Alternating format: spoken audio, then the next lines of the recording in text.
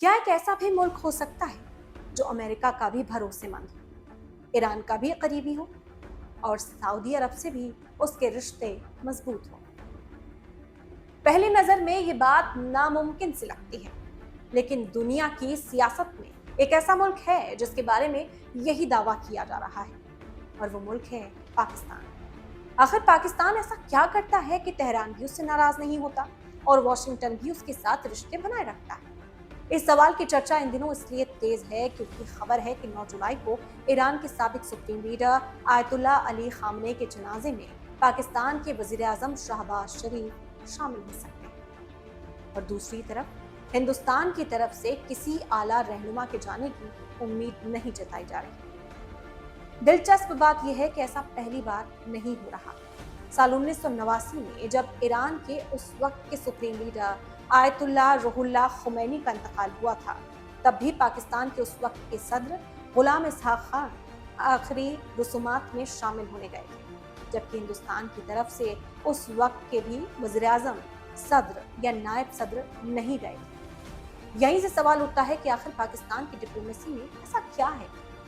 दरअसल cold war के दौरान भी पाकिस्तान अमेरिका के करीबी मुल्कों में शामिल था, लेकिन इसके बावजूद उसने ईरान से अपने रिश्ते पूरी तरह खराब नहीं होने दिए। इतना ही नहीं, सऊदी अरब से गहरी दोस्ती के बावजूद भी इस्लामाबाद ने तेहरान के साथ बातचीत और ताल्लुकात का रास्ता खुला रखा।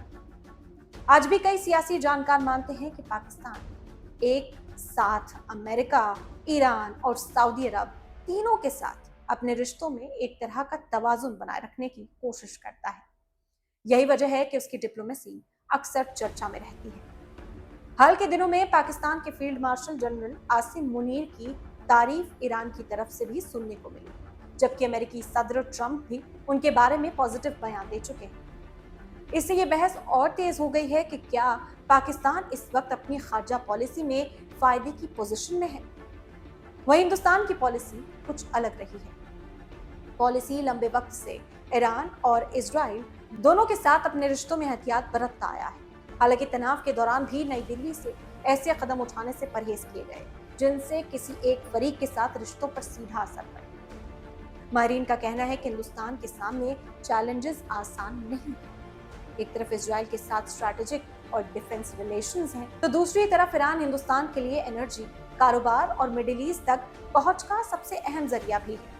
इसी बीच चीन भी ईरान में अपनी स्ट्रैटेजिक और इकोनॉमिक मौजूदगी लगातार बढ़ा रहा है, जिससे पूरे इलाके की सियासत और ज्यादा पेचीदा हो गई है।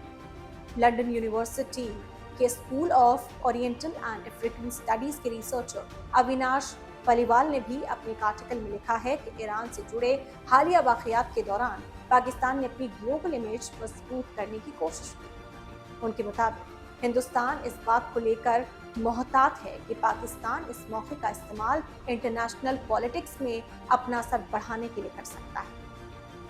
हालांकि ये भी सच है कि फॉरेन पॉलिसी की कामयाबी सिर्फ एक वाकया या फिर एक दौर से तय नहीं होती। हर मुल्क अपने नेशनल इंटरेस्ट, सिक्योरिटी, ट्रेड और इलाकाई सूरत हाल को देखकर फैसला करता है। अब सबसे बड़ा सवाल यही है, क्या पाकिस्तान वाकई ऐसी डिप्लोमेसी करने में कामयाब हो गया जहां अमेरिका भी उससे रिश्ते बनाए रखना चाहता है और ईरान भी, या फिर ये सिर्फ मौजूदा हालात की एक तस्वीर है जो वक्त के साथ बदल भी सकती है? इसका जवाब आने वाले दिनों की सियासत ही देगी। और इस तरह की और इन्फॉर्मेटिव वीडियोस के लिए आप देखते रहें सलाम टीवी।